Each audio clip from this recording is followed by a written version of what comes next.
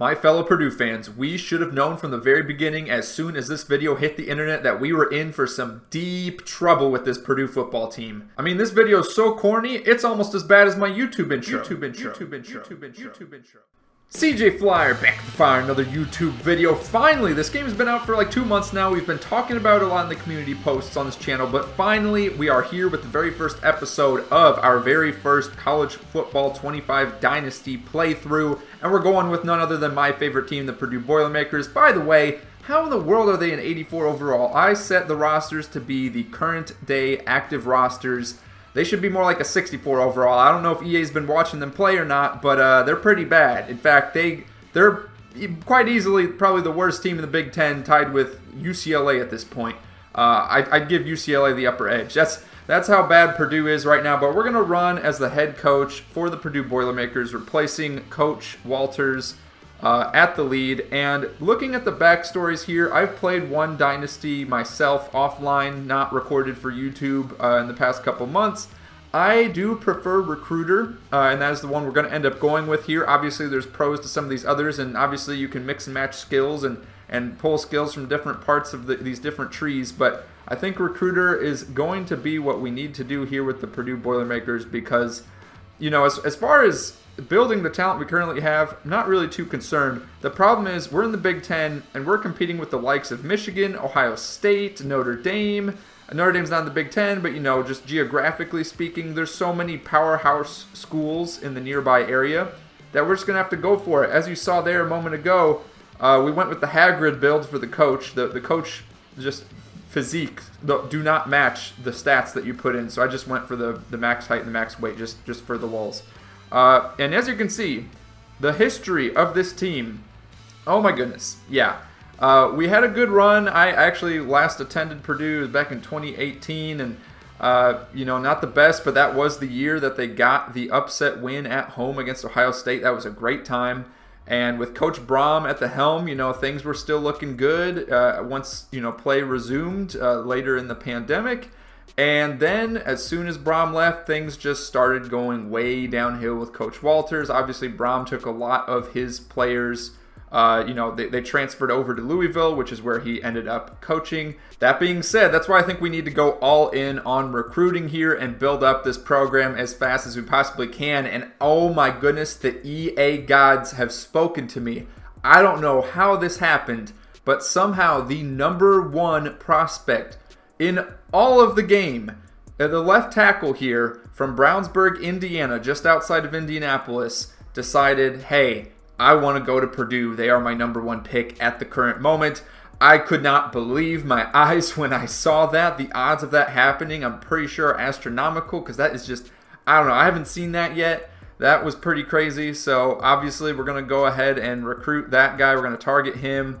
As far as the team needs for Purdue, really just they need a little bit of everything.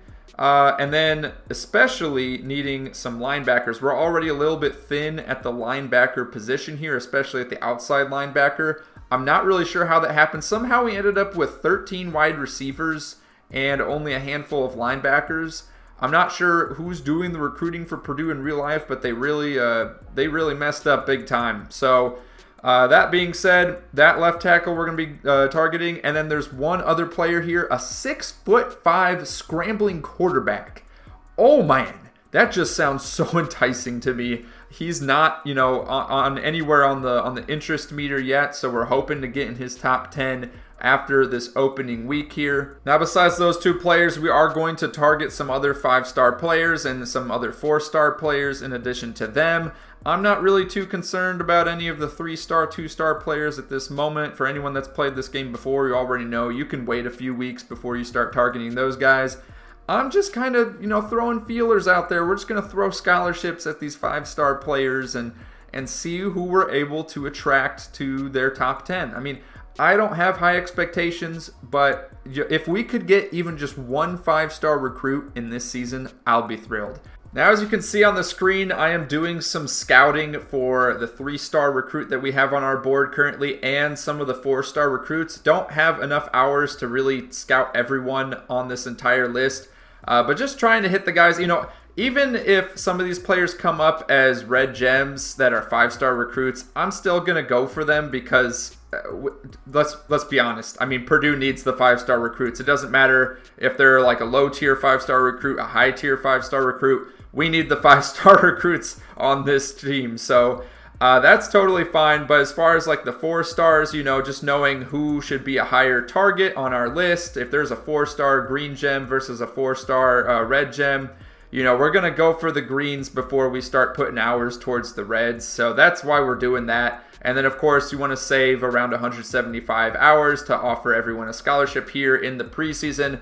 The reason I'm doing all this scouting in the preseason is, of course, because you can't do any other action other than scouting and offering scholarships. So might as well take advantage now, do the scouting preseason, and then once we start getting into the regular season, we won't be doing scouting anymore. We're going to be focusing solely on trying to send the house, do hard sells, soft sells, whatever makes sense with the hours that we have accumulated. Other items to take care of in the preseason, of course, we need to focus on red shirts here, and there are a lot of players that I want to be redshirting at the moment. We have very low expectations this season, even though we're trying to, make up for the mess that Coach Walters has started here after Coach Brom's departure. We still have low expectations, until we bring in 1 or 2 recruiting classes. I don't think this team is going to, we'll be happy to make a bowl game. Let's just say that. We're going to be playing an All-American difficulty.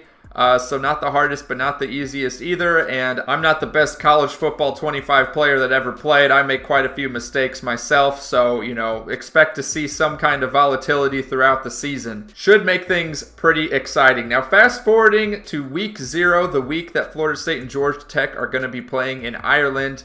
And you can already see there's one guy that's already locked us out. We're not even in his top 10 anymore. So we're thrown out the window for that.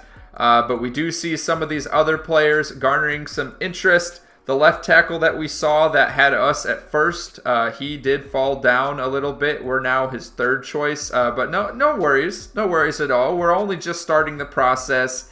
And, as we continue to allocate hours towards recruiting him, I'm still feeling pretty confident we can lock him in later in the season. We're going to be going all out. We have the pipeline advantage with him being in Brownsburg, Indiana. So all in all, I don't think there's really too much reason to be concerned. Again, we're going to be targeting all these 5-star and 4-star recruits. I don't expect to get all of them. I don't even expect to get 50% of them. We are just in this early phase of trying to see which of these 5-star, 4-star recruits we have a chance at and which ones we know it doesn't matter how many hours we throw at them.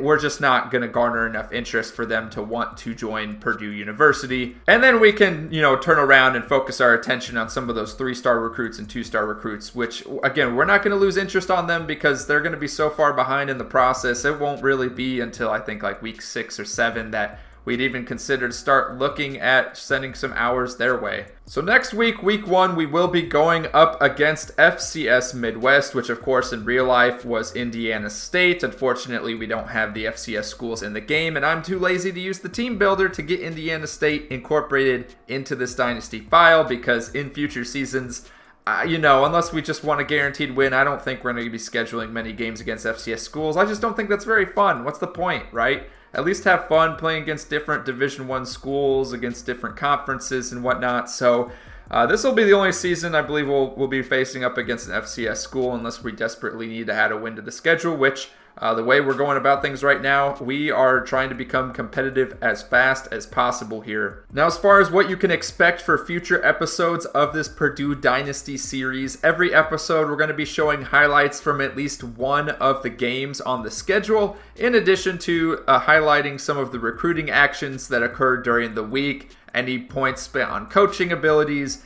and any other interesting news around college football, including some major upsets that may or may not have happened, showing some of the stats, showing some of the Heisman races. Unfortunately, EA doesn't give us a whole lot to work with as far as the Heisman race. They don't even show the stats on the leaderboard. Kind of crazy, right? Hopefully next year they go ahead and add that. But that is what you can expect in future episodes of this Dynasty. We're going to be grinding through it, and hopefully we can turn things around for Purdue. I'm hoping, the game plan is do it within 3 years. But we'll see, There's a long road ahead of us, and it's quite... for anyone that's been a Purdue fan, you already know how difficult it's been. It's really... ever since Drew Brees graduated. I mean, it's been a long road. It's been a long road for Purdue. And I'm just excited to finally get the opportunity to turn things around and have some fun here in College Football 25. So with that, that's the intro episode. Stay tuned for the next episode against the FCS Midwest team.